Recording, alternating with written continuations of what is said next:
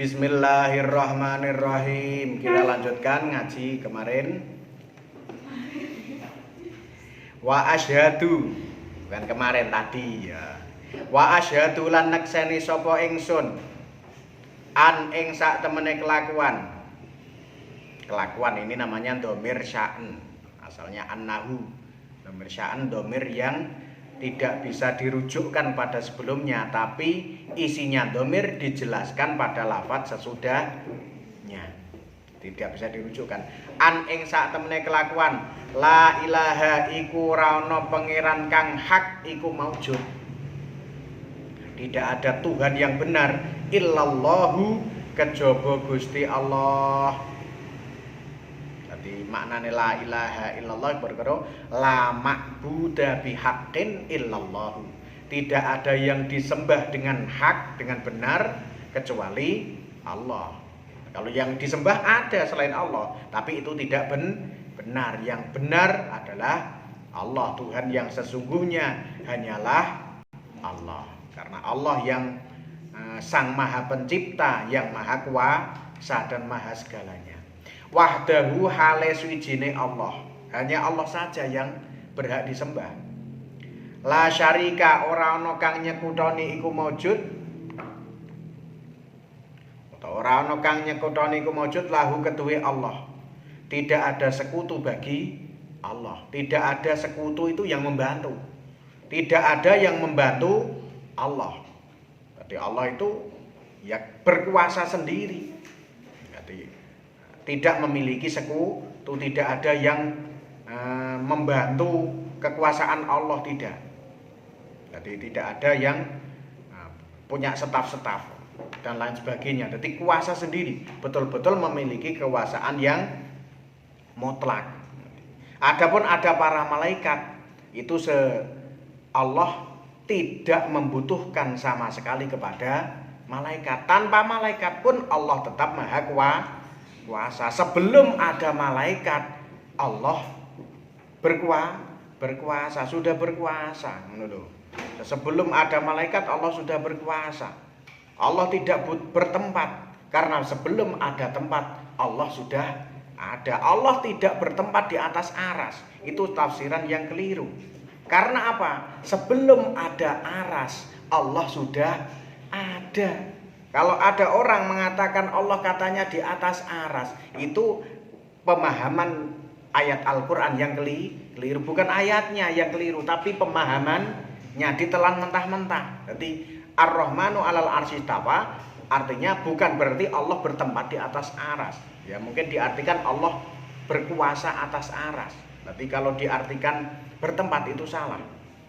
Karena Allah tidak membutuhkan tempat. Karena sebelum ada tempat sudah ada Allah. Sebelum aras diciptakan Allah sudah ada.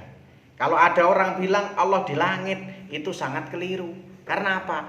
Yang menciptakan langit itu Allah. Sebelum langit diciptakan Allah sudah ada. Sebelum aras diciptakan oleh Allah, Allah sudah ada. Allah tidak butuh para malaikat. Sebelum ada malaikat, Allah sudah berkuasa. Allah sudah ada, sudah berkuasa. Berarti hanya sekedar berarti tanpa malaikat pun Allah, kekuasaan Allah tidak berkurang sedikit pun.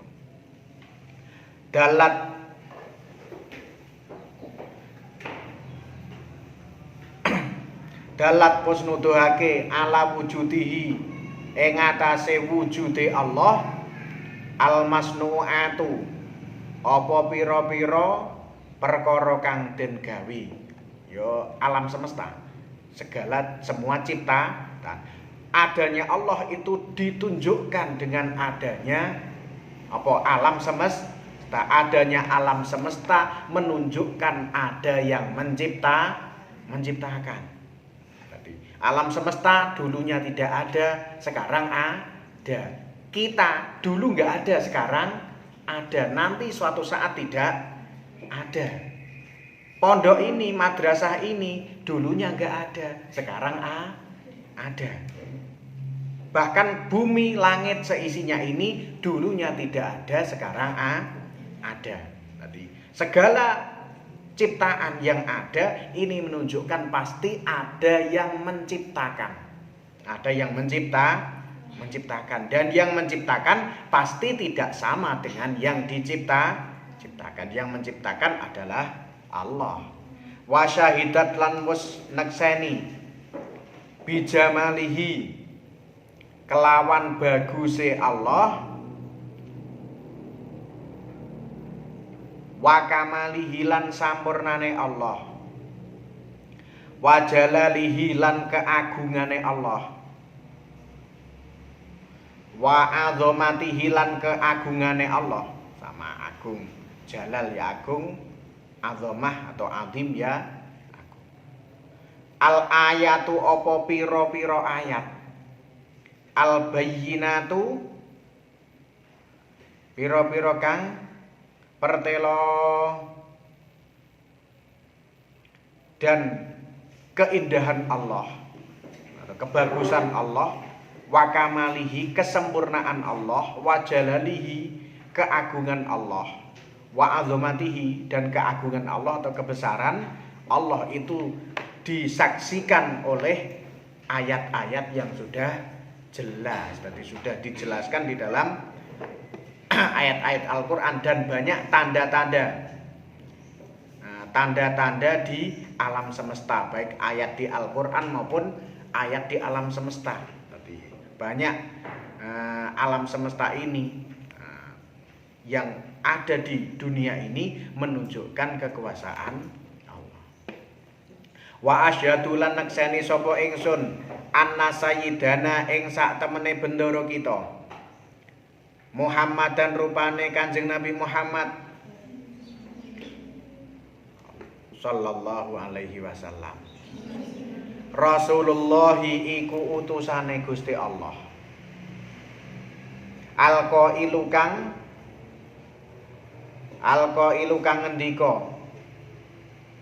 ngendika utawa bahasa kasare kang ngucap fima ing dalem perkara yarwi kang ngriwayatake utawa nyeritakake sapa Rasulullah hi ing ma an rabbil alamina saking pangerane sekabehane makhluk. Dan saya bersaksi bahwa junjungan kita, sayyid itu junjungan atau pemimpin kita, orang yang kita ikuti, yang kita hormati, yang jadikan pemimpin, bahwa pemimpin kita, junjungan kita Nabi Muhammad adalah utusan Allah, yang mana beliau mengucapkan sesuatu yang diriwayatkan dari Allah Tuhan semua makhluk. Mengucapkan bagaimana? Al-qailu man syaghalahul Qur'anu wa dzikri an mas'alati a'taituhu ila akhirih. Ing lafat, ing ucapan man syaghalahul Qur'an. Jadi Rasulullah yang mengucapkan man syaghalahul Qur'anu dan seterusnya. Ini penting banget ini. Ini hadis yang luar biasa. Jangan sampai dilewatkan ini. Man utawi sapane wong syagola iku lamun nungkolake hu ing man apa Al-Qur'anu Al-Qur'an wa dzikri lan dzikir ing ingsun. Dzikir itu ya dzikir bahasa Arab nggih. Makna dzikir itu bisa diartikan menyebut dan bisa diartikan mengingat. Kalau menyebut berarti dengan lisan, kalau mengingat di dalam hati, dengan lisan maupun dengan hati. An mas'alati saking sibuk, an mas'alati saking jaluk ing ingsun.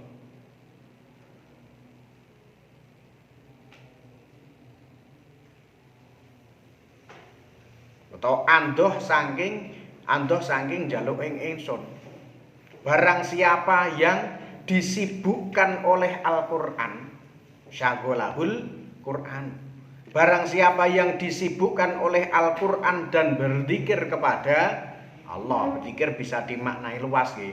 bisa di mana zikir, wiridan, membaca sholawat, istighfar, termasuk orang membaca Al-Quran, orang ngaji, orang beribadah, itu dalam rangka itu makna zikir yang lebih umum, yang lebih luas, termasuk adalah kita mengaji, kita belajar ilmu agama, karena ada sebutan majelis zikir, termasuk diantaranya majelis ilmu, majelis zikri. Nah, itu majelis zikir itu diantaranya adalah majelis ilmu agama.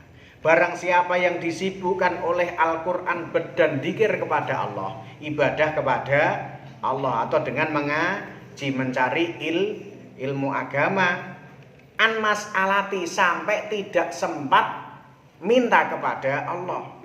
Maksudnya sibuk baca Quran, sibuk ngaji, sibuk ibadah, sampai ora kober ndonga, lali ndonga ora patek kober ndonga, sibuk ngaji, sibuk ngapal, sibuk sinau, sampai ora patek kober ndongane jarang-jarang, tidak sempat berdoa. Akto itu mongko paring sapa ingsun, iki namanya akto itu. Berarti nek ana alqailu fi mayarwihi an rabbil alamin, dawuh Kanjeng Nabi yang diriwayatkan dari Allah, berarti ini namanya hadis qudsi. Disampaikan Kanjeng Nabi dan merupakan apa? Dawuh Gusti Allah, tapi ini bukan Al-Qur'an, hadis qudsi. Hadis qudsi ini dawuhnya Allah yang disampaikan pada Nabi disampaikan kepada umatnya, tapi ini bukan Al-Qur'an, jadi menyampaikan dawuhnya Allah. Barang siapa yang sibuk dengan Al-Qur'an dan zikir sampai tidak sempat memohon kepadaku Allah, akta itu mongko paring sapa ingsun hu ing man afdola ingkang luweh utama, afdolama ing luweh utamane perkara, afdolama ing luweh utamane perkara, uktiya kang den paringake apa ma asailina ing pira-pira wong kang njaluk. Ini barang siapa yang disibukkan dengan membaca Al-Qur'an dan berzikir, ibadah, mengaji, sampai tidak sempat berdoa, tidak sempat memohon kepada Allah, karena isinya waktunya digunakan banyak untuk baca Quran dan zikir dan ngaji, maka Allah memberinya sesuatu yang lebih utama daripada yang diberikan kepada orang-orang yang memohon kepada Allah.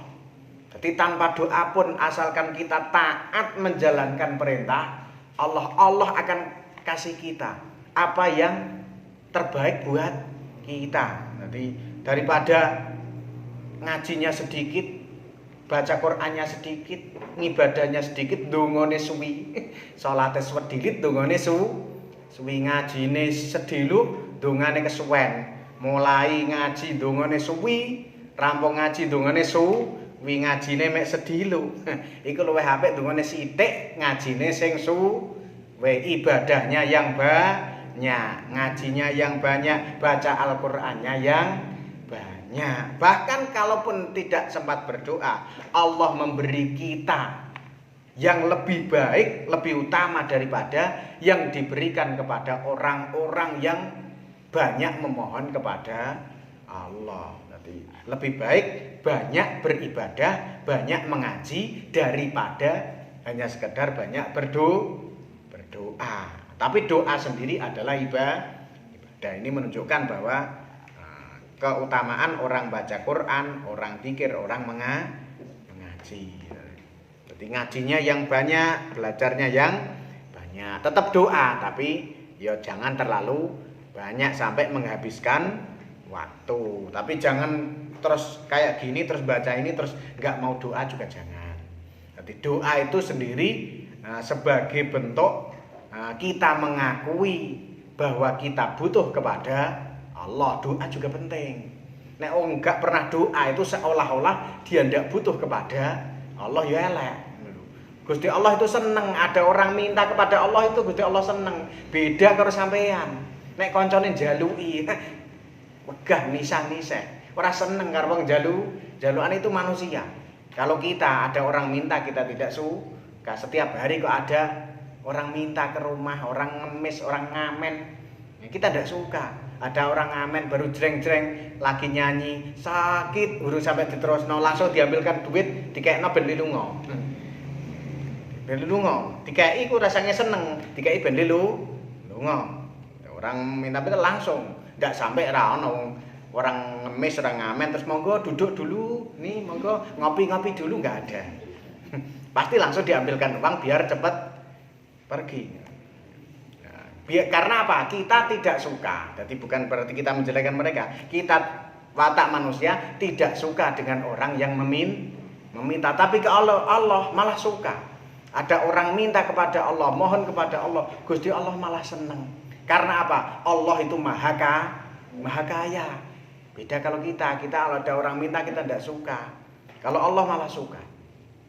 Kita banyak, jadi walaupun kita banyak, senang ngaji, senang ibadah, senang baca Quran, ya tetap berdoa sebagai wujud. Ya, kita yakin tanpa kita doa Allah sudah ngasih kita. Kalau kita ngaji, kita baca Quran, tapi kita sebagai pengakuan kita kepada Allah bahwa saya ini butuh kepada Allah. Jadi kalau seorang gelem donga sing kerja itu seolah-olah tidak butuh kepada wa ala alihi lan ing atase keluargane Kanjeng Nabi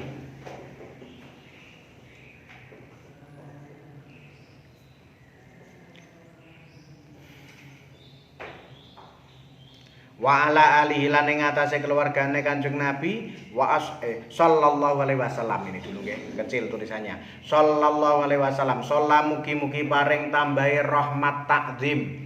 Rahmat iku welas asih, takzim iku ngagungake, diwelasi tur diagungake, dimulyakake. Nek biasane manusia itu sesama manusia tidak, sing diwelasi tok. Ada orang ndak punya duit dikasih duit, ada orang minta duit dikasih duit. Ini kita kasihan, tapi kita tidak hormat. Kadang orang yang kita hormati tidak kita kasihani. Kita lihat orang itu wong pinter, terkenal, punya kaya, berilmu, baik, kita hormat, tapi kita tidak kasihan. Kita perasaan kita adalah hormat. Tapi ini kalau sholat ini rahmat takdim, kawelasan al-makrunatu bit takdim yang dibarengi dengan mengagungkan atau memuliakan. Yo diwelasi, yo dimulyakake. Dua-duanya alaihi ing atase Kanjeng Nabi wasallama lan mugi paring tambahi keselamatan sapa Allah.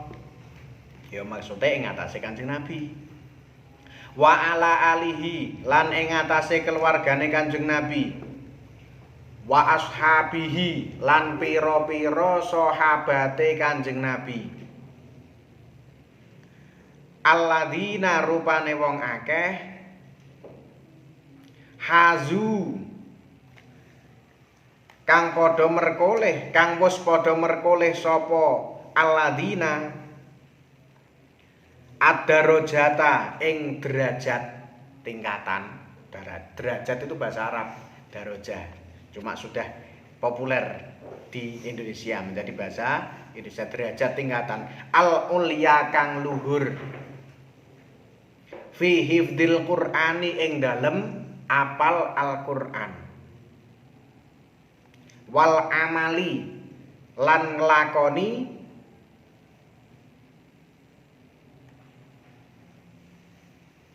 bisyurutihi kelawan pira-pira syarate Al-Qur'an wa adabihi lan pira-pira tata kramane Al-Qur'an. Utawa syarate apal Qur'an wa adabihi lan pira-pira tata kramane Al-Quran, maksudnya tata krama dalam membaca Al-Quran. Jadi sholawat untuk para keluarga sahabat yang memperoleh derajat yang tinggi dalam menghafalkan Al-Quran. Kalau dulu zaman sahabat itu ya banyak yang hafal karena Al-Qurannya, mushafnya kan belum dibukukan kira. Jadi dong ngrungokno Kanjeng Nabi terus dihafal. Begitu Kanjeng Nabi menyampaikan ayat Quran terus dihafalkan. Tidak seperti orang sekarang menghafalkan sudah ada mushafnya, sudah ada Qurannya pun cetakannya macam-macam, banyak yang memberikan kemudahan untuk menghafalkan. Ada yang disimpan sekarang di HP sudah bisa, Al-Quran di HP ada. Tahun zaman dulu belum. Tadi sahabat yang awal-awal itu Al-Quran bahkan belum dibukukan. Ada yang ditulis di batu atau di kayu atau di tempat-tempat sing niku lah. Jadi belum dikumpulkan jadi satu. Dikumpulkan itu kalau tidak salah di era sahabat Umar atau Utsman itu. Sahabat Utsman kayaknya kalau tidak salah. Para sahabat yang memperoleh derajat tinggi dengan hafal Al-Quran dan mengamalkan syarat-syarat dan tata keramanya orang hafal dan membaca Al-Quran.